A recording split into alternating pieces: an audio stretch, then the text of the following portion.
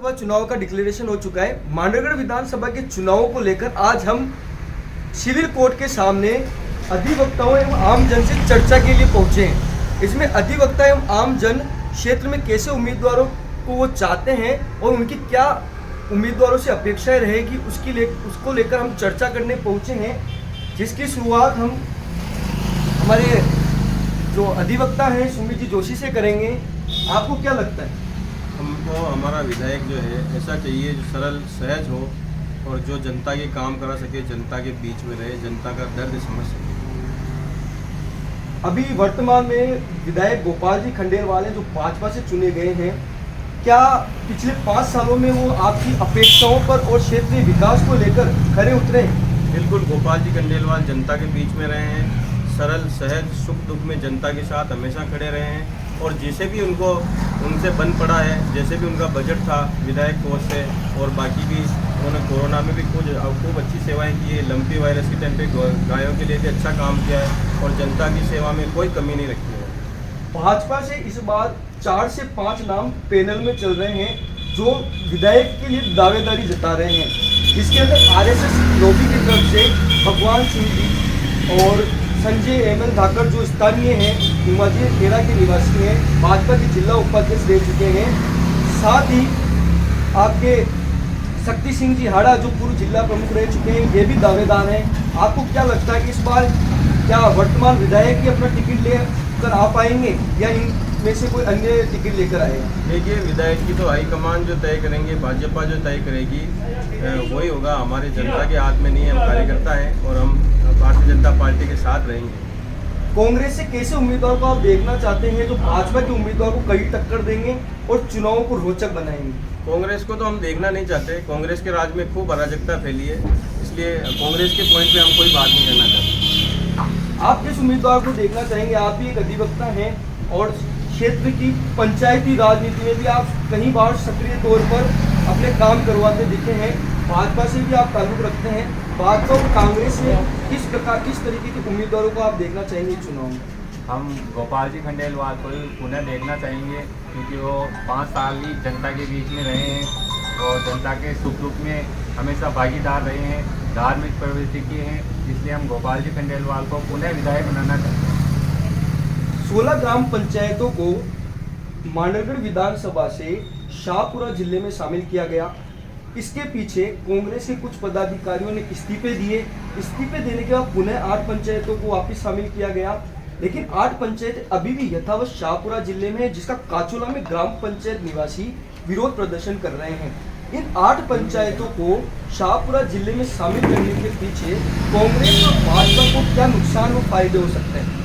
इससे कांग्रेस को फायदा पहुंचाने के हिसाब से ही 8 पंचायतों को शाहपुरा में शामिल किया गया था, जिसका भाजपा ने खूब विरोध किया और पुनः वापस 8 पंचायतें शेराड़ की 8 पंचायतें वापस पुनः भिलवाड़ा जिला में शामिल की गई। केवल एक पंचायत जलींद्री को शामिल नहीं की गई। ये भी कांग्रेस की खराब नीति के कारण। आप किस उम्मीदवार को देखना चाहेंगे और आपका किसको समर्थन रहेगा, भाजपा और कांग्रेस में? हमारा समर्थन भारतीय जनता पार्टी का रहेगा और भारतीय जनता पार्टी जो सरल और जमीन से जुड़े हुए नेता हैं और हर एक छोटे बड़े कार्यकर्ता का मान सम्मान रखते हैं।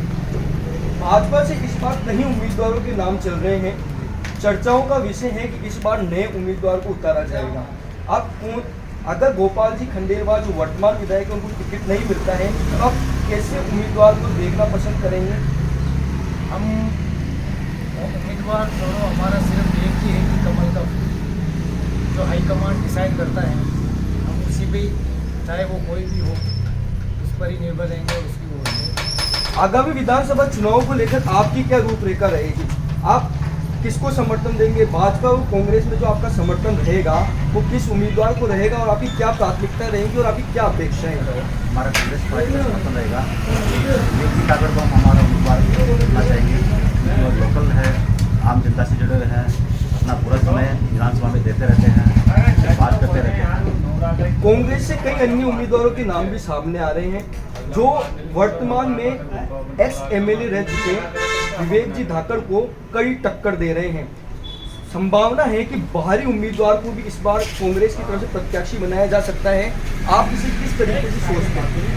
हम बाहरी उम्मीदवार को देखना पसंद नहीं करेंगे। कांग्रेस का कोई उम्मीदवार हो तो मंडलगढ़ विधानसभा क्षेत्र से ही हो, एक बाहरी उम्मीदवार प्रॉपर विधानसभा क्षेत्र में समय नहीं दे पाएगा, विकास कार्यों को गति नहीं दे पाएगा, इससे बाहरी उम्मीदवार नहीं होना चाहिए। निर्वाचन विभाग ने राजस्थान में विधानसभा चुनाव को लेकर 25 नवंबर की तारीख का डिक्लेरेशन किया है। इस दिन राजस्थान में सभी विधानसभा क्षेत्रों में वोटिंग होगी।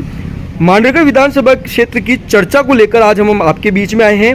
हम आपसे जानना चाहते हैं कि मांडरगढ़ विधानसभा क्षेत्र में कांग्रेस और भाजपा से आप कैसे उम्मीदवारों को देखना चाहते हैं जो एक रोचक टक्कर देंगे? वर्तमान में तो क्या है कि पूर्व विधायक है और गोपाल मालवीय है, लेकिन इन लोगों से काफ़ी पब्लिक नाराज़ है। और गोपाल खंडेलवाल है, उन्होंने भी 5 साल तक कुछ नहीं किया, आगे नहीं देखा, जनता के बीच नहीं आए। और मांडलगढ़ विधानसभा में अगर कांग्रेस का कोई जीता हुआ प्रत्याशी है तो वो है कैलाश जी मीणा। विधानसभा चुनाव को लेकर जो चर्चाएं चल रही है, कांग्रेस के प्रत्याशी के रूप में कांग्रेस के पूर्व जिला अध्यक्ष रामपाल शर्मा, पूर्व विधायक विवेक धाकड़, पूर्व प्रधान गोपाल मालवीय सहित पूर्व विधायक प्रदीप कुमार सिंह की चर्चाएं जोरों पर हैं। आप इन चारों में से किस उम्मीदवार को देखना चाहेंगे, और अगर इनमें से टिकट किसी को नहीं मिलता है तो आपकी पसंद क्या होगी? इन चारों में से आपने 5वां नाम नहीं बताया जो जीता हुआ है। एक तरफा जीतने वाला है वो सिर्फ कैलाश जी मीणा है, KMI।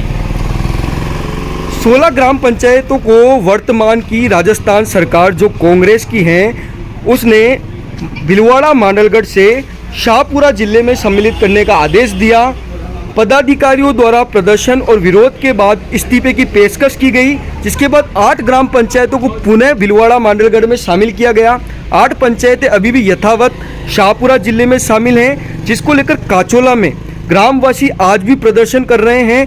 आप इसे कांग्रेस और भाजपा के लिए किस तरीके से देखते हैं? ये किसके लिए फ़ायदेमंद होगा और किसके लिए नुकसानदायक होगा? ये जो 8 पंचायतें शाहपुरा में गई वो उनके लिए फ़ायदा ही है।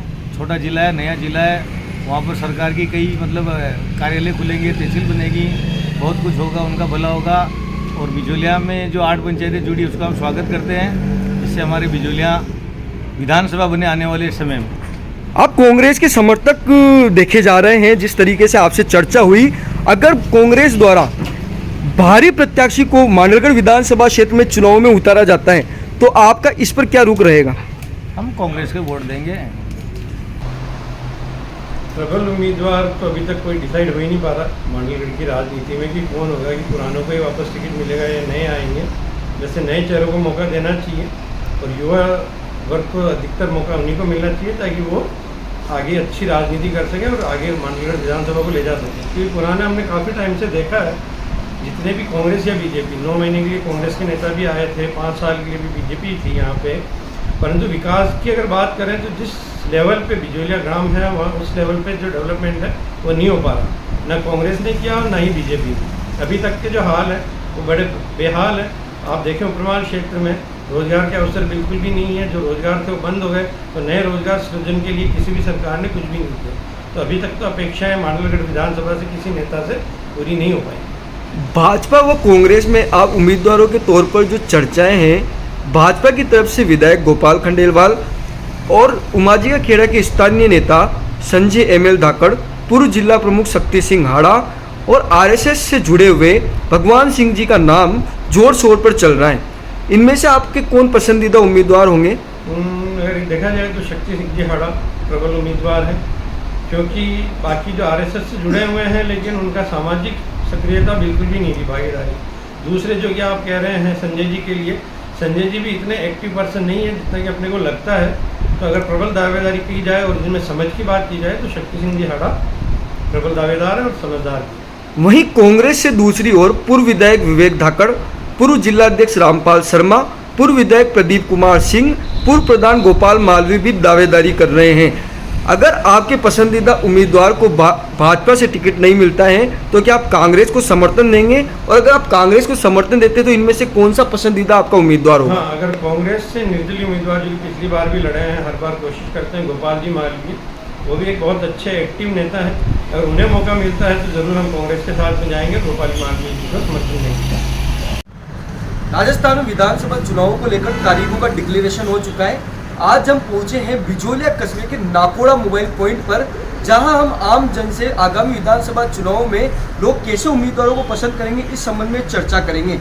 हम नाकोड़ा मोबाइल पॉइंट के प्रोपराइटर से बात करने के लिए यहाँ पहुँचे हैं। साथ ही हम नज़दीक में खड़े कहीं अन्य आमजन से भी इस संबंध में पूछताछ करेंगे कि आप किन उम्मीदवारों को इस चुनाव में देखना पसंद करते हैं। भाजपा व कांग्रेस से कैसे उम्मीदवार इस चुनाव में रोचक टक्कर दे सकते हैं। आप कैसे उम्मीदवार को देखना पसंद करेंगे? जिस तरह से अभी मोदी जी और अमित शाह ने नई 41 विधानसभाओं में से 29 प्रत्याशियों को नए चुना है, उसी तरह मंडल विधानसभा में भी इस बार मेरे को ये लगता है कि नया चेहरा आएगा। नए चेहरे में आप कैसे चेहरे को देखते हैं? हमको कुछ नए युवा चेहरे आए, जैसे माननीय शक्ति सिंह जी हरा, संजय जी नागर। क्या अपेक्षाएं रहेगी आपकी भाजपा के उम्मीदवारों से इस चुनाव में? ये सब है, बिचौलिया का विधानसभा का विकास हो, मंडल विधानसभा का विकास हो, शिक्षा का विकास हो, हॉस्पिटल का विकास हो। मतलब पुराने जो विधायक है बिचौलिया क्षेत्र में ऐसा कोई भी अच्छा काम नहीं हुआ है मेरे लिए।